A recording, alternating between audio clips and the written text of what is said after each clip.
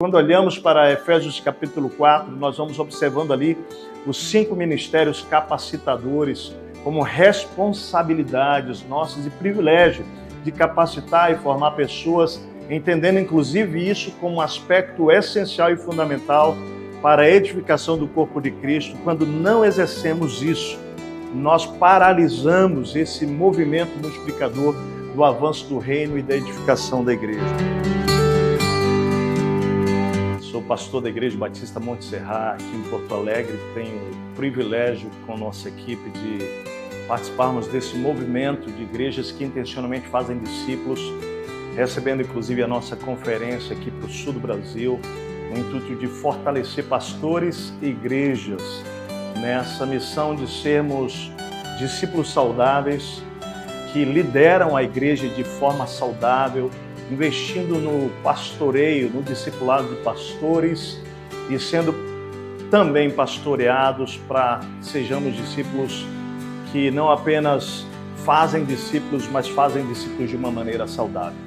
Um dos presentes que Deus tem nos dado é o privilégio de poder crescer com a experiência de aprender com tantos homens de Deus na nossa própria história. Eu sou pastor há 27 anos, tive o privilégio de pastorear, ser mentoreado pelo pastor Pascoal Piragini, da Primeira Igreja Batista em Curitiba, onde fui pastor por 5 anos, e depois enviado para o Rio Grande do Sul e aqui pastoreando há 23 anos essa amada Igreja Batista Monte Serra aqui. E ao longo desse tempo, para mim, a grande experiência pessoal tem sido esse processo da formação de líder. Esse processo de não apenas ter sido formado, ter sido alguém que recebeu de homens de Deus como Pascoal Piragini e outros homens na minha vida, me formando, me desenvolvendo, investindo na minha vida para que eu pudesse ser fiel ao Senhor e investir na vida de muitos outros. Nessa jornada Deus tem nos dado a alegria de também aprender com tantos outros irmãos de outras igrejas que nesse exercício de fazer discípulos, de formar líderes, de formar pastores, tem também nos ensinado e repartido tantas coisas preciosas. E um desses processos lindos é quando a gente também encontra esse aprendizado em materiais. Nós vamos agora no IFD, lá em Curitiba, e falando sobre essa responsabilidade, como a responsabilidade de todo pastor, multiplicar, preparar sucessores, e que isso seja uma experiência vivida não apenas na dimensão pastoral, mas na direção também de liderança. E isso é uma das áreas mais, eu diria, negligenciadas, até mais do que isso, uma área que não é tão falada, tão ensinada, tão desenvolvida intencionalmente na construção nossa enquanto pastores. Isso tem sido para nós aqui na Monte Serra um olhar atento, eu diria que é um olhar intencional. Ao longo desses anos, aqui como pastor, juntamente com minha esposa, nós temos tido o privilégio de formar pastores. Deus tem nos dado a graça de poder desenvolver pastores, pessoas vocacionadas, chamadas, sendo preparados para o ministério pastoral. E nesse processo, tido o privilégio de testar essas experiências, né? Não apenas transferindo funções que antes eram nossas, minha e da minha esposa, para aqueles pastores que estão vindo sendo formados, mas também vendo-os transferir isso a outros que eles vão formando, e essa bênção de ver uma contínua formação de terceira geração, quarta geração, e sem medos de que isso vá diminuir a nossa liderança, do contrário, isso fortalecendo mais ainda a nossa liderança pastoral e ministerial. E olhando para aquilo que o Edmund Chan falou, eu queria destacar alguns aspectos fundamentais para que essa sucessão ela seja bem sucedida no aspecto de formação pastoral, mas também no aspecto de formação de liderança ministerial, quando a gente vai também capacitando e formando líderes e entregando cada vez mais, delegando cada vez mais a eles a confiança. E me parece que o autor vai trabalhando esse processo nos mostrando o porquê as sucessões falham.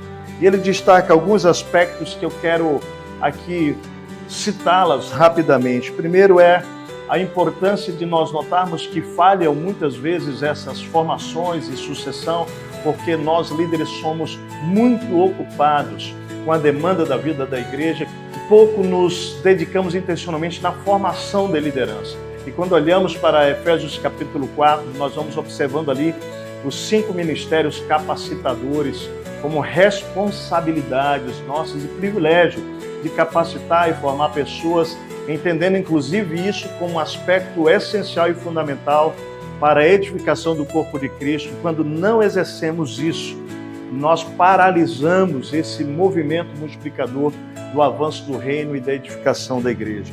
O segundo aspecto é que muitas vezes nós líderes somos inseguros, né?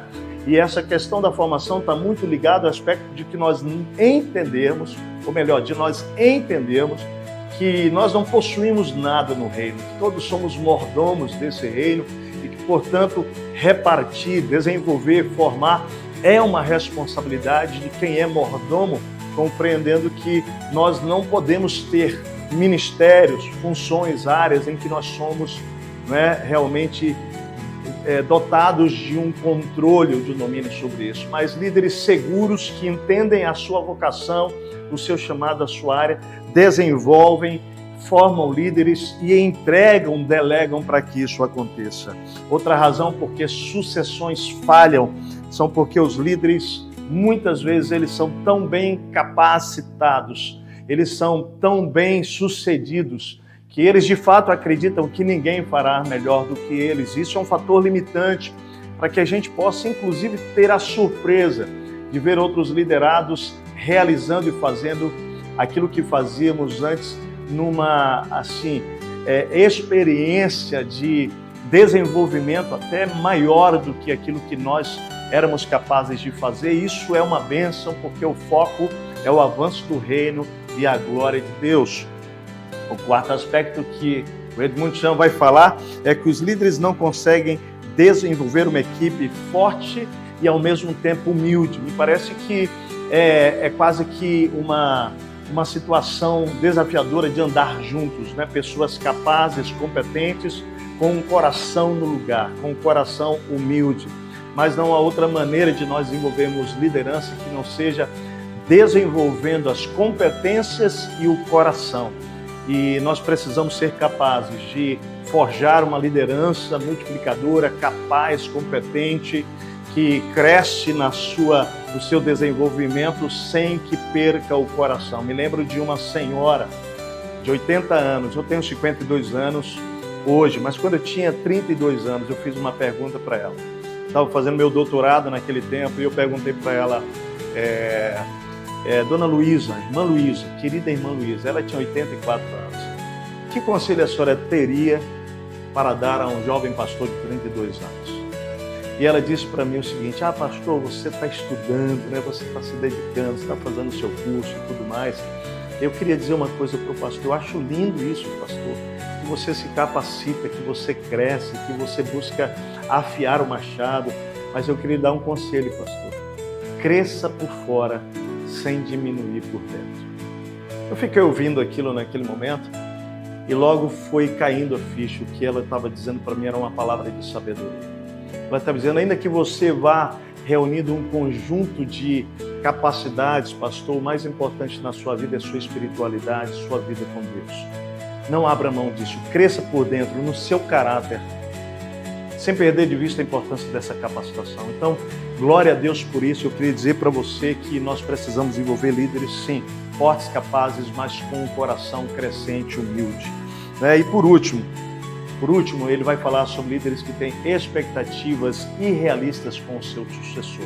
Quando ele fala isso, ele está dizendo sobre as projeções que nós fazemos com o nosso sucessor antes de que ele possa realmente ter a liberdade de ele ser ele mesmo, dotado do seu perfil, da sua personalidade, da sua jornada, do seu jeito de fazer, mantendo sim uma vida de santidade, um caráter construído em Cristo e sabendo que Deus há de fazer coisas extraordinárias por meio deste liderado, mas não do jeito que Deus fez através de mim, mas do jeito dele. Então temos que deixar de lado nossas expectativas, que ele vai fazer como eu fiz, do jeito que eu fiz ou como eu penso, para que ele faça do jeito de Deus e da forma que Deus quer fazer por meio da vida dele. Bom, há tanto para falar sobre esse tema. Recomendo você mais uma vez a leitura desse livro e que você possa realmente crescer, ser um investidor no reino de Deus, na formação de líderes.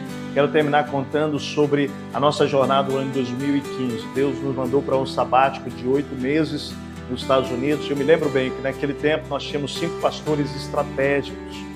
Nós estávamos com uma equipe bem maior, de 12 pessoas a 15, mas 5 eram pastores que estávamos formando já há mais de 10 anos. E naquele momento nós tivemos o privilégio de deixá-los liderando a igreja como pares.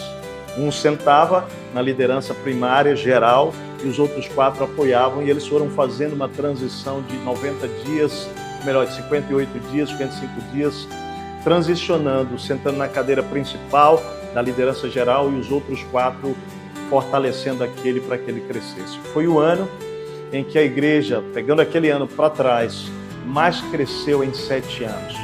E isso foi um teste para a nossa liderança, Deus nos mostrando que uma liderança saudável, uma sucessão saudável é aquela que faz com que os seus liderados cresçam mais do que você, impulsione-os a avançar no reino de Deus, sendo instrumentos de Deus e tudo isso para a glória dele.